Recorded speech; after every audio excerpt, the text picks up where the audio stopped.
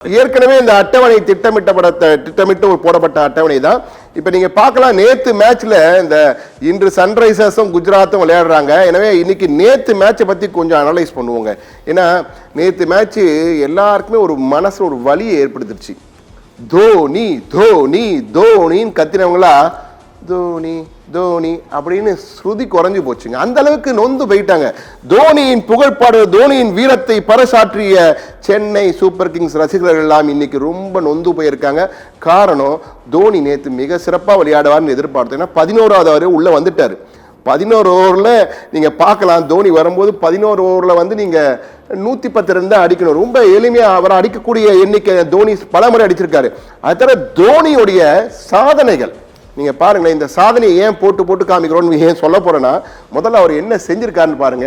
MS Dhoni சாதனை அந்த முழு திரையில காண்பிக்கும் போது நம்ம முழுமையா தெரியும் அவர் எவ்வளவு மேட்ச். 268 போட்டிகள் நேற்றைய போட்டியும் சேர்த்து ஆடிருக்காரு.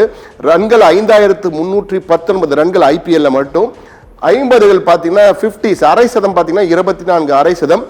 அதிகபட்ச எண்ணிக்கைன்னு பாத்தீங்கன்னா 84 ரன்கள்.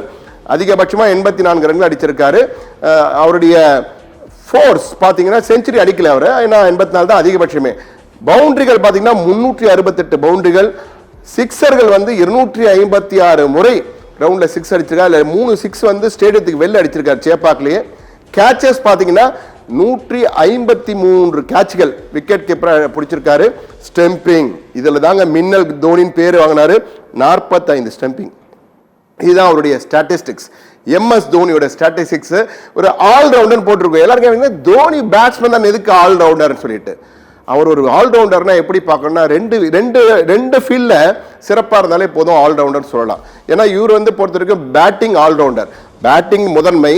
ஆனா அவர் அடிப்படையில் வந்து ஒரு விக்கெட் கீப்பர். எனவே ஃபீல்டிங்ல அவர் சிறப்பாக செய்யக்கூடியவர். எனவே ஒரு பேட்டிங் ஆல்ரவுண்டராக பார்க்கலாம். பந்தும் வீசக்கூடியவர். தோனி பந்து வீசியிருக்காரு, IPL வீசல, ஆனா பந்து வீசிருக்க ஒரு நாள் போட்டியில் போட்டிருக்காரு, டெஸ்ட் போட்டியில் போட்டிருக்காரு. எனவே பந்து வீசும் போடுவார். அவர் எப்படி போடுவார்னு யாருக்கும் தெரியாது. அளவுக்கு சிறப்பாக போடக்கூடிய ஒரு வித்தியாசமான மீடியம் ஃபேஸ் கம் ஸ்பின்னராக இருந்திருக்காரு தோனி. எனவே தோனியை வந்து ஒரு ஆல்ரவுண்டர், அதனால தான் நாங்கள் சொல்லியிருக்கோம். MS தோனிய சாதனைகளை பார்த்தோன்னா இன்னைக்கு ஒரு முக்கியமான விஷயத்தை பார்க்க போறோம். இது ஒரு தலைப்பாகவே பஞ்சாவே மாறப்போகுது. நான் சொல்ல போற விடயம் என்னன்னா, அதாவது சிங்கத்தை அழைத்து கொண்டு வந்து சிங்க வித்தை, சிங்கமா கர்ஜிக்க வேண்டியவர் வந்து குரங்கு வித்தை செய்ய சொன்னா எப்படி இருக்கும்? அப்படிதாங்க தோனியை வந்து அவரை வந்து என்ன ஒரு சிங்கமா கர்ஜிக்க வேண்டிய தோனி இப்ப குரங்கு வித்தை காட்டுற மாதிரி CSK அவரை தவறா பயன்படுத்துறாங்களோ, அவர் பேரை வச்சு மார்க்கெட்டிங். ஏன்னா கடந்த முறையே நம்ம ரசிகர்கள் பல பேர் சொன்னாங்க அவரை மார்க்கெட்டிங்காக அவரை பயன்படுத்துறாங்க, தோனி பேரை வச்சுதான் எல்லாத்தையும் செய்யறாங்க, தோனிக்காக தான் எல்லாரும் வராங்கன்னு தெரியும். அந்த தோனி நேத்து கூட பாருங்க 26 பந்துகள் ஆடி வெறும் 30 ரன் அடிச்சாரு. 26 பந்துகளை விட 30 என்பது மிக சாதாரணம். தோனியோட ஸ்டாண்டர்டை பார்க்கும் பொழுது 26 பந்துகளை 50 ரன்கள் குறைந்தபட்சம் அடிச்சிருக்கணும். அவர் அடிச்சிருந்தாரா மேட்ச் நம்ம ஜெயிச்சிருப்போம். ஆனா தோனி அடிக்கல. அவரும் அடிக்க முயற்சி செய்யறாரு. அது காரணங்கள் இருக்கலாம், பல காரணங்கள். ஏன்னா ஸ்டீஃபன் ஃபிளெமிங் சொல்லியிருக்காரு, தலைமை பயிற்சியாளர் சொல்றாரு, அவரால் 10 ஓவருக்கு மேல விளையாட முடியாது அப்படின்னு. இது மாதிரி பல கேள்விகள் இருக்கு. இது பேசும்போது நேற்று மேத்யூ ஹைடன் ஒரு பிளேயரை நீங்க கேள்விப்பட்டிருப்பீங்க, இப்படி இருப்பார், பார்த்துருப்பீங்க நீங்க. ஆஸ்திரேலியன் ஓபனர், சென்னை சூப்பர் கிங்ஸ்ல தோனியோட விளையாடி இருக்காரு. அவர் நேற்று தோனியோட ஆட்டத்தை பார்த்தோன்னா சொன்னது என்ன தெரியுமா? தோனி நம்ம கூட வந்து கமெண்ட்ரி பாக்ஸ்க்கு வர வேண்டிய நேரம் வந்துடுச்சுட்டாரு. டபால் போட்டாருங்க. அவர் ரிட்டையர்மெண்ட் வந்து அழகா நாசுக்கா இப்படி சொல்றாரு, நம்ம கமெண்ட்ரி பாக்ஸ்ல தோனி நம்மளோட சேர வேண்டிய நேரம் வந்துருச்சு, அவ்வளவுதான் தோனி அப்படின்னு சொல்லிட்டாரு. அவர் சொன்னது சரியா? நம்ம லிவியை கேட்போம். லிவி நீங்க சொல்லுங்க. ஏன்னா மேத்யூ ஹைடன் ஒரு ரெஸ்பெக்டட் கிரிக்கெட், ஒரு சாதாரண விளையாட்டு வீரர் அல்ல, ஒரு நல்ல ஒரு ஜெய்ஜாண்டிக் பிளேயர். ஆஸ்திரேலியன் கிரிக்கெட் நல்லா சர்வ் பண்ணிருக்காரு. சென்னை CSKக்கு நல்லா விளையாடி இருக்காரு. Mongoose bat, yes mongoose bat, ஒரு வித்தியாசமான பேட் எல்லாம் யூஸ் பண்ணிருக்காரு. அவர் வந்து சொல்றாரு, it's time for Dhoni to join with us in commentary box அப்படின்றாரு. ஸோ கண்டிப்பா எல்லாருக்குமே இந்த டவுட் தான் இருக்கும். பட் ஆனா நம்ம ஆடியன்ஸை பொறுத்த வரைக்கும் பார்த்தீங்கன்னா CSKக்கு வந்து ஒரு பெரிய ஆடியன்ஸ் ஏன் இருக்காங்க அப்படின்னா அதுக்கு முக்கியமான காரணம் தோனி தான். ஸோ கிட்டத்தட்ட ஒரு 5 தடவை கப்பு ஜெயிச்சிருக்காரு. அது ஒரு சாதாரண விஷயமே கிடையாதுல்ல.